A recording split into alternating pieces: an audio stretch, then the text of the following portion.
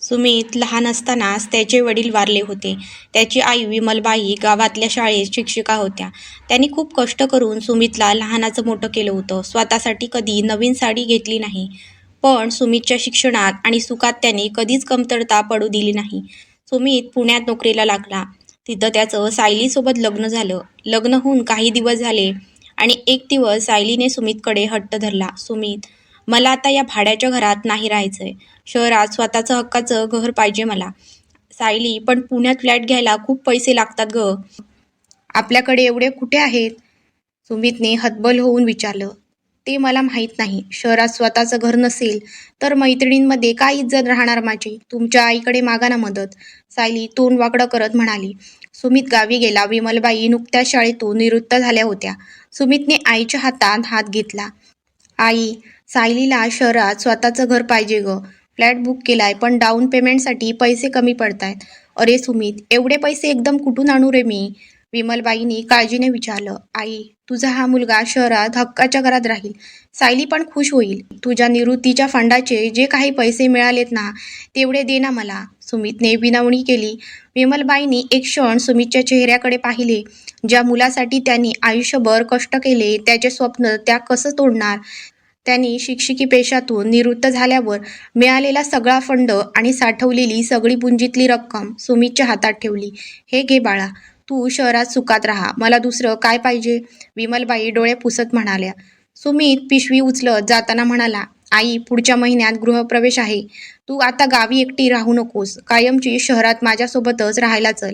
पुण्यातील त्या आलिशान सोसायटीत सुमितच्या घराचा गृहप्रवेश अतिशय थाटामाटात झाला. सुटाबुटातले पाहुणे आणि बडी मंडळी आली होती. विमलबाई साध्या सुती साडीत एका कोपऱ्यात उभ्या होत्या. सायली आपल्या मैत्रिणींना घर दाखवण्यात मग्न होती. रात्री सगळे पाहुणे निघून गेल्यावर विमलबाईंनी हळूच विचारले, "सुमित बेटा, माझी बॅग कोणत्या खोलीत ठेवू रे?" दिवसभर उभी होते. पाय लय ठणकतायत. जरा आडवं व्हायचं होतं. तेवढ्यात सायली मध्येच आली आणि म्हणाली, "बघा बाई, दोन्ही बेडरूम्स तर पॅक आहेत. एकांमध्ये आम्ही आणि दुसऱ्यामध्ये मुलांचा स्टडी रूमनी कम्प्युटर आहेत." "मग मी कुठे झोपू सुने?" विमलबाईंनी हळूच विचारलं. "आम्ही तुमच्यासाठी बाल्कनीला लागून असलेल्या त्या छोट्या स्टोरूममध्ये गाद्या टाकल्या आहेत. तिथे खिडकी आहे. हवा येईल छान." सायली कपाळावर आठ्या आणत म्हणाली. विमलबाई जागच्या जागी सुन्न झाल्या. ज्या मुलांच्या घरासाठी त्यांनी स्वतःच्या निवृत्तीची सगळी पुंजीतली रक्कम दिली, त्या घरात एका शिक्षिका आईसाठी एका हक्काची बेडरूम नव्हती. विमलबाई काही न बोलता त्या अंधाऱ्या खोलीत निघून गेल्या. सकाळची वेळ होती. सुमित हॉलमध्ये बसून ऑफिसच्या लॅपटॉपवर काम करत होता. त्याची आई विमलबाई हळूच खोलीबाहेर आल्या. त्यांच्या हातात औषधाची रिकामी पट्टी होती. "सुमित बेटा." विमलबाईंनी हळूच हाक मारली. सुमितने लॅपटॉपवरून नजर न हटवता उत्तर दिले, "हां आई, बोल ना. काम करतोय मी." "काय झालं?" "ते माझी बीपीची गोळी संपली रे कालच. आज घ्यायची राहून गेली." "आई, मी सांगून ठेवलंय ना तुला. सायलीला सांगत जा ना अशा गोष्टी. माझं ऑफिसचं काम असतं." सुमित चिडून म्हणाला. तेवढ्यात सायली म्हणजे सुमितची पत्नी किचनमधून बाहेर आली. तिच्या हातात चहाचा कप होता. "अहो, माझ्यावर कशाला ढकलताय?" सायली तोंड वाकडं करत म्हणाली. "मला मुलाला शाळेत सोडायचं असतं. घरचं आवरून ऑफिसला पळायचं असतं. रोज रोज डॉक्टरांच्या चकरा मारायला मी मोकळी नाहीये." विमलबाईंनी मान खाली घातली. "राहू दे गं बाई, नका भांडू माझ्यावरून. मी शेजारच्या मुलाला सांगून मागून घेते. बघा, परत तुमचे हे भावनिक अत्याचार सुरू झाले." सायली फणकारली. "आम्ही काही बोललो की तुम्ही लगेच बिचारा बनवून दाखवता." सुमितने लॅपटॉप बंद केला आणि तो उभा राहिला. "सायली, बस कर आता. आणि आई, तू पण शांत बस. संध्याकाळी येताना मी आणेन औषधं." तो तसाच रागात ऑफिसला निघून गेला. विमलबाई पुन्हा आपल्या अंधाऱ्या खोलीत निघून गेल्या. त्यांच्या डोळ्यातून अश्रू वाहत होते. त्या मनातल्या मनात विचार करत होत्या, "ज्या मुलाला ताप आल्यावर रात्र रात्र जागून काढली, त्याला आज माझ्या एका गोळीचं वजन वाटतंय." महिने सरकत गेले. घरात विमलबाईंचं असणं सायलीला सारखं खटकत होतं. एक दिवस सायलीने घरात नवीन वॉशिंग मशीन आणि महागडा सोफा आणायचा हट्ट धरला. पण सुमितकडे पैसे कमी होते. रात्री बेडरूमचा दरवाजा बंद करून सायलीने नेहमीसारखं रडायचं नाटक सुरू केलं. "सुमित, मला या घरात माझं स्वातंत्र्यच नाहीये. तुझ्या आईच्या औषधांना आणि डॉक्टरांना दरमहा हजारो रुपये जातात. मग माझ्या हौस-मौजेचे काय?" "अगं सायली, आई वयस्कर आहे. तिची औषधं कशी बंद करणार?"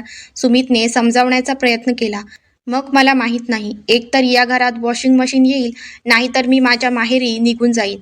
रोज रोज या म्हातारीच्या कटकटी सहन करायला मी इथे आलेली नाही. मला जर माझं सुख मिळणार नसेल, तर मला घटस्फोट देऊन टाक. घटस्फोट आणि संसार तुटण्याच्या भीतीने सुमितचा मेंदू बधीर झाला. होम लोनचे हप्ते आणि बायकोच्या धमक्यांमुळे तो खूप चिडचिडा बनला होता. दुसऱ्या दिवशी संध्याकाळी सुमित घरी आला, तेव्हा विमलबाई हॉलमध्ये खोकत बसल्या होत्या. सुमितने बॅग सोफ्यावर फेकली आणि तो थेट आपल्या आईवर भडकला. "आई, काय लावलंय तू हे? दिवसभर खोकत असतेस, सायलीला घरात काम करू देत नाहीस, तुझ्यामुळे घरात रोज कटकट होते." विमलबाई चक्रावून त्याच्याकडे पाहू लागल्या. "सुमित, अरे मी फक्त खोकले रे.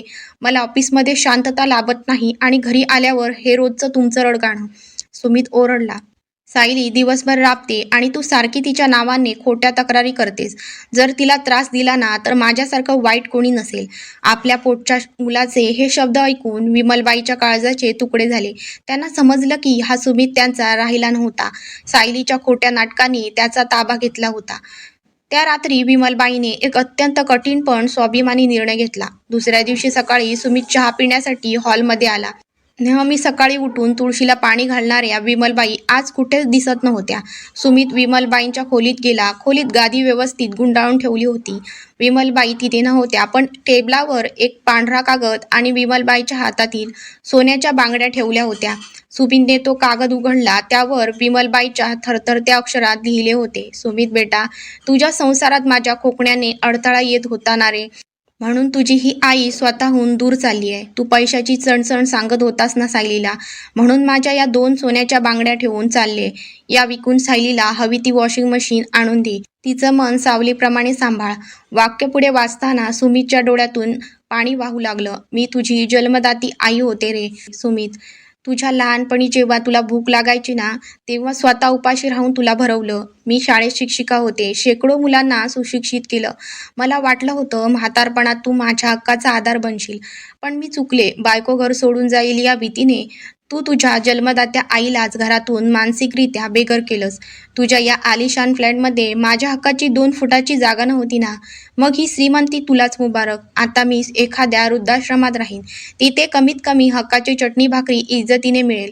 सायली आणि सुमित दोघेही तो कागद वाचून सुन्न झाले. सुमित धावतच घराबाहेर पडला. "आई, आई कुठे आहेस?" तो सोसायटीच्या गेटबाहेर ओरडत होता. बाहेर मुसळधार पाऊस पडत होता आणि सुमितने हायवेकडे धाव घेतली. पण दूर-दूरपर्यंत विमलबाई कुठेच दिसत नव्हत्या. पाऊस खूप जोरात होता आणि त्या पावसाच्या पाण्यात सुमितच्या डोळ्यातून वाहणारे पश्चातापाचे आसू लपून गेले होते. तो रस्त्यावर गुडघ्यावर बसून रडत होता. पण आता खूप उशीर झाला होता. नात्याचे धागे कायमचे तुटले होते.